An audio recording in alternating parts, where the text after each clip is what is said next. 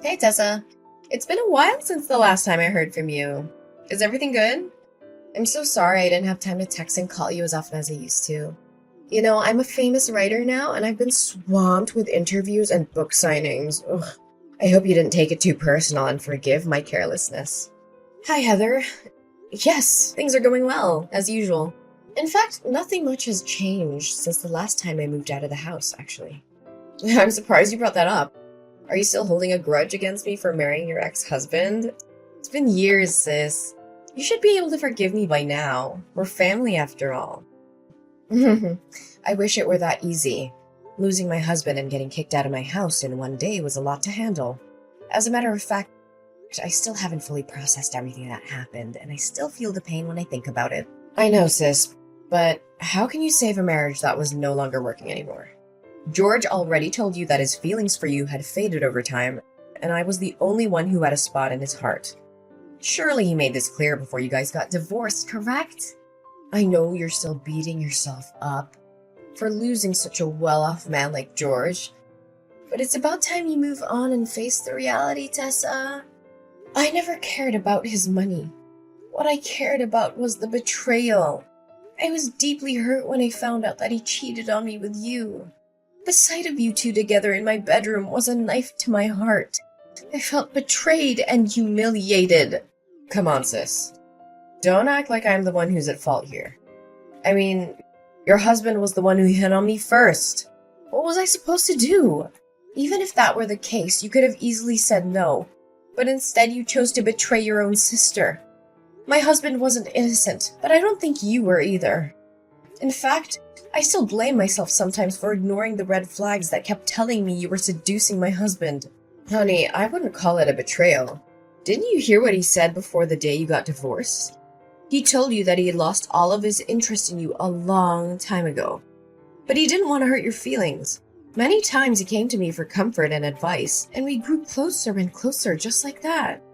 George was unhappy for quite a long time, and he just finally found the courage to leave. Enough! I'm not really feeling up to talking about that at the moment. Can we just change the subject of our conversation? Yeah, sure. So, what have you been doing for a living, Tessa? Still trying to make it as a full-time freelance artist? I already told you a million times, your paintings suck. No one wants to buy them. They're so bad, you could lay them on the floor and people would mistake them for doormats. Don't be so harsh on me, Heather. I know my paintings aren't everyone's cup of tea, but I believe that art should be a reflection of the artist's heart and soul. I could draw something easier for the audience to approach, but that would be a betrayal of my own artistic vision. I'm not going to compromise my art just to make it more marketable. I know that there are people out there who appreciate my work for what it is. Whatever your stupid belief is the reason why you're still living in poverty. For me, money comes first, and it's all about creating things that people will like. Just look at me and my best-selling book, The Power of Marriage. Sold over 200,000 copies and generated more than $1.6 million last year. Can you believe it? Oh, and have you heard about my book, A Match Made in Success? It's a memoir about my marriage to George. And it was just published last month. It's already sold a couple of thousand copies, and I'm really excited about it. Yes, I've heard about those books. And you've also written many other famous marriage books. I just thought it's quite ironic that someone who has sabotaged other people's marriages would write about the principles for a strong and lasting relationship. Hey, are you referring to me, Tessa? I can see that you're still struggling to conceal your jealousy of my successful and wealthy life. It must be hard to see someone like me living the good life while you're stuck in your destitute existence. I guess it must be tough raising Gabriella all by yourself, huh? At least George still gives you some pity money every month to keep you and Gabriella from the verge of hunger. So, you're finally showing your true colors, huh? Well, let me tell you something. I know exactly how hard I had to sacrifice for you to get where you are today. I gave up my dreams, my relationships, and my sanity, all so that you could achieve yours. Oh, not again. When our father passed away and our mother left us, I was the one who stepped up to take care of you. I worked 2 or 3 jobs at a time to make sure that you had everything you needed to succeed in school. I even had to drop out of college myself, but I didn't care. All I wanted was to make sure that you had the best possible chance in life. And what did you do? You repaid my sacrifice by stepping into my marriage with George and destroying it. Oh, for the love of God! Would you please stop giving me that lecture? I'm so sick of hearing it. I don't owe you my entire life for something you did for me 10 years ago. I barely even remember it. I certainly don't appreciate you bringing it up every single time we talk. You sure are ungrateful, aren't you? Anyways, do you have free time? I just want to invite you to come over to my house and join my birthday party. It'll be fun. But don't bring Gabriella along. She would cry and ruin the party for everyone else. I don't really want to go because I have a lot of things to do. Ugh, please, your excuses are so lame. What else do you have to do all day besides painting those ridiculous pictures that belong in the trash? Think about the sake of our sisterhood and come to my house, please. It will be great fun. I can guarantee you. Okay. I guess it wouldn't harm just to attend your birthday party. We're sisters after all. I'll be there, but I'm not making any promises about how much fun I'll have. That's my sister. So I'll see you at 8 o'clock in the evening at my house, right? Don't forget about it. What was your intention of inviting me to your dinner party last night? You treated me like my presence wasn't even important. You called me your housekeeper and made me slave away for you and your guests. What was that all about? I'm not sure if you were trying to be funny or if you were just being mean, but either way, it was really hurtful. Tessa, really, could you think rationally for just a little bit? How can I call you my sister when you're so impoverished? I mean, judging by the way you dressed yesterday, I can only guess those outdated garments were bought at a thrift store or a garage sale. It's embarrassing to be seen with you in public. You don't even deserve to be my housekeeper. What? How can you say that about your own sister? Are appearance and money truly that important? What else could be more important? I mean, look at how my friends dress and look. They're all from wealthy families, have high social status, or are celebrities. If I claimed you as my sister, they'd laugh at me in my face and then shun me. You wouldn't want that to happen to your own sister, would you? But why didn't you give me a heads up? Instead, you made me a laughingstock in front of your friends. Well, it's not like you would find anything more decent to wear even if I told you about my friends in advance. But thanks for coming anyway. You were very helpful at cleaning after the party. I was so concerned because my current housekeeper asked for a sick leave and I couldn't find anyone better to replace her. So you called me up just so I could do the work for your housekeeper? Well, I'm not surprised by your actions anymore. After all, you've already stolen my husband and belittled my chosen profession. What else couldn't you possibly do to hurt me? One thing I'm a little concerned for you, though. Concerned for me? Why would you be concerned for me? I have everything I could ever want. I'm at the top of my career, I own your former house and your wealthy ex-husband, and I'm living the best life imaginable. What could possibly be wrong? Well, I'm just interested to see how the audience will react when they find out that your marriage is not as perfect as it seems. Will they be disappointed? Will they be shocked? I can't tell for sure. What do you mean when saying that my marriage isn't perfect? We are both incredibly successful people. I'm a world-renowned writer, and George is a household name who earns over $500,000 per year. What could possibly go wrong with my marriage? Well, I'm not trying to be nosy, but I found out yesterday that you and George are sleeping in separate rooms. I don't have to be a psychologist to know that sleeping apart can be a sign of troubled marriage, or even a marriage that's on the verge of dying. Am I correct about that? What? How dare you break into my room without my permission? I'm sure you were looking for something to take from my house. What? I may have some financial problems, but I'm certainly not a thief. You were the one who told me to clean the entire house before the guests arrived, remember? I only did what you asked me to do. Oh yeah, I told you that. But it's understandable that every marriage has its ups and downs. My marriage with George is no exception. We've had a few arguments lately and we're not talking to each other right now. But that doesn't mean our marriage is on the verge of dying, like you said. The condition of the master bedroom is a clear indication that it hasn't been used in a long time.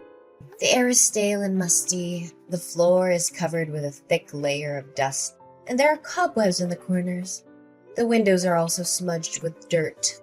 Just admit it, you and George weren't sleeping together for years.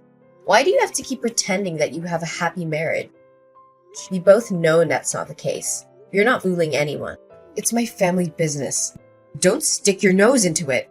I'm sure your audience will be devastated to learn that the power couple, an impeccable marriage they look up to, is nothing but a complete sham. I'm sure the press will be thrilled after I reveal to them this hot topic. You! How dare you threaten me like that? No, I mean, Tessa, why should you ever rat out your own sister? Really? I've made a great fortune and achieved fame from selling those books. If anyone ever finds out the truth about my marriage with George, my reputation will be ruined and I'll be ruined with it too. I'm begging you, Tessa, please don't tell anyone about this. Just a few minutes ago, you were raising your voice at me, calling me your housekeeper, and belittling me for my financial status. What's the reason for your sudden change in your behavior? Well, Tessa, you know I didn't mean what I say. In fact, you already knew that I'm a person who always speaks without thinking about the consequences of my words. Please, Tessa, just forgive me this one time. I'll swear I'll treat you better the next time we meet. You have my word. I don't know, Heather. You've done me wrong over and over again.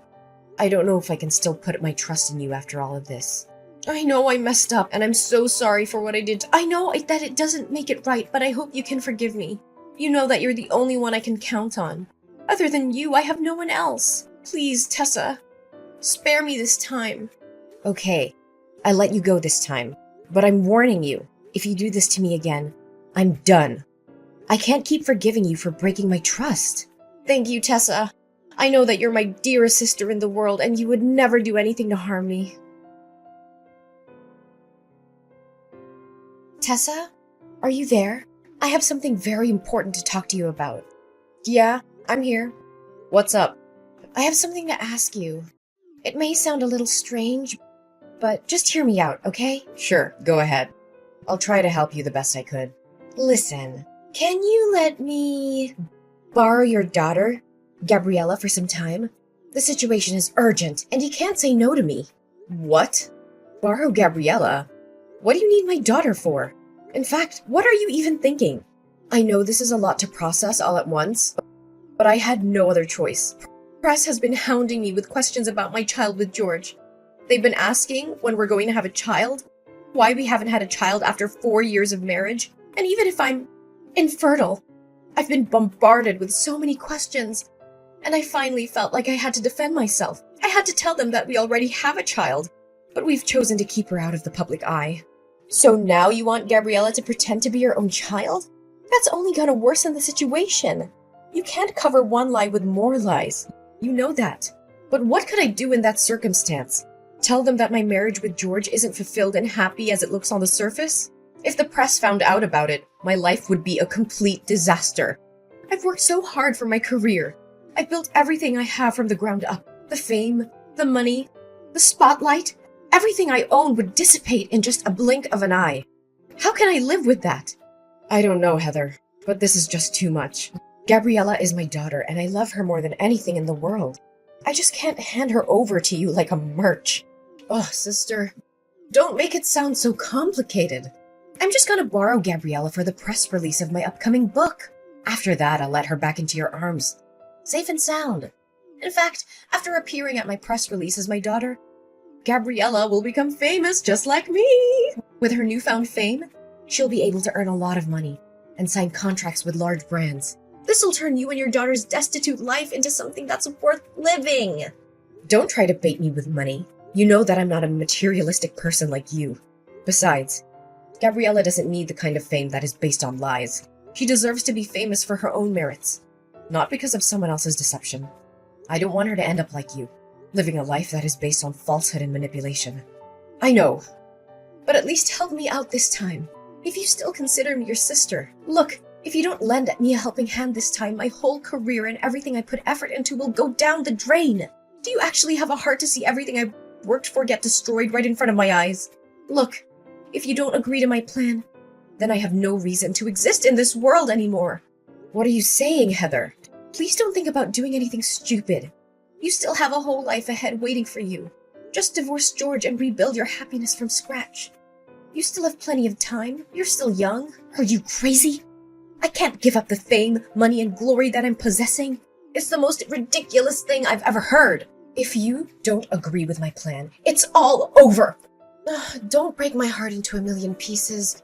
You know I only have you and Gabriella as my flesh and blood relatives. So you agree to do as I say. Come on, I'm only borrowing Gabriella for one day. I'll have her back to you before you know it. All I'm going to do is introduce her to the audience and have her practice answering some questions for the press. I just need her to convince everyone that I'm her mother. I promise I won't do anything to harm her. I just need her help for one day, and then she'll be back with you. Okay then, if you insist. That's my sister. I'd like to borrow her for tomorrow morning for my press release. It starts at 9 a.m., so I'll come to your house at 8 a.m. to pick her up.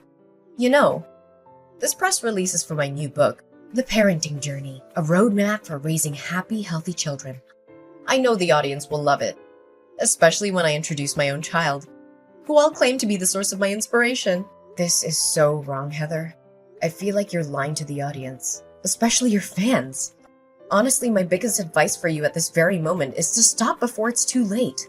I know. Just help me this one time and I'll promise I'll never ask anything from you ever again. Fine. I'll help you this time, but please don't do anything out of line. Heather, where are you and Gabriella? I've been waiting for you the whole day. You said you were going to return Gabriella to me by 1 p.m. Didn't you receive my innumerous texts and calls? I'm sorry, Tessa, but Gabriella is staying with me. She's such a bright kid, and the audience fell in love with her immediately. Did you know that just today, my new book has sold a couple of thousand copies? It's thanks to Gabriella. Tessa, I think I'm going to keep her around. Will you let her stay with me? No! She's my daughter. How can I let you keep her? Oh, come on, Tessa. Do you honestly think that you're giving her the life she deserves with your scanty income? I, on the other hand, have a solid financial footing that I can guarantee you that I'll take a better care of her than you ever did. I promise Gabriella will be showered with fame and money once she's become my child. There's no way she's gonna agree with your stupid idea. She knows very well that I'm her mom and she will insist on coming back to my arms. Oh, Heather, she's a 2-year-old kid. She can't decide for herself. Besides, I'm already at the airport. Me and my husband and Gabriella are heading to another country where you can't find me. Don't worry. I'll send you a couple of pictures of your daughter every now and then. Your child will be a great tool for me to earn even more money. I knew you would do something like this. You know? What do you know about? Look, I overheard the conversation between you and George. You saw how the audience reacted to Gabriella, and you decided to exploit her for your own gain. You only wanted to use her as a tool to further promote the image of a perfect family that you're crafting. Do any of my words sound wrong to you? What? So you already found out about my plan? Why did you let me carry on with it anyway? Well, I just want the world to know your other side of personality, and what's better than catching you red-handed. By the way, me and the paparazzi are after you. We were tailing you all the way from your house to the airport. You're not gonna get away so easily. And what's happening between us is being broadcasted live. Guess you're making $1 million worth show, just as you always wanted. What? Where are you? Show yourself now. I don't have time to play the game of cat and mouse with you. Well, take a look behind your back and find out. Heather was shocked when she saw me in a crowd of paparazzi chasing after her, demanding answers. Everyone now knew the truth about her so-called happy and successful family. It was all a lie, a carefully crafted facade to make money. In reality, Heather and her husband George hadn't spoken to each other in years. She'd found out he'd been cheating on her with another woman, and she had been too humiliated to tell anyone. Now, the truth was out, and Heather was facing the consequences. Her books were being boycotted, her reputation was in ruins, and she was being sentenced to 3 years in prison for kidnapping. The prospect of my sister being able to write again seems daunting, and it may take a considerable amount of time. Additionally, I am uncertain if anyone will ever believe what she says again after what happened. Finally, Gabriella got back into my arms again. My precious girl is the angelic light that guided me even during my darkest days. She's my reason for living, and every picture that I paint reflects the immense and inseparable love between us. As my daughter Gabriella became famous, my paintings also gained more recognition. The audience finally understood the deep meaning behind my paintings, which depict the special bond between a mother and child. Eventually, I was able to open my own painting gallery. With the proceeds of the sale of my paintings, which amounted to almost $100,000, I donated half the money to charities that provide financial assistance to single mothers. I hope to uplift their lives in the same way that mine had been uplifted.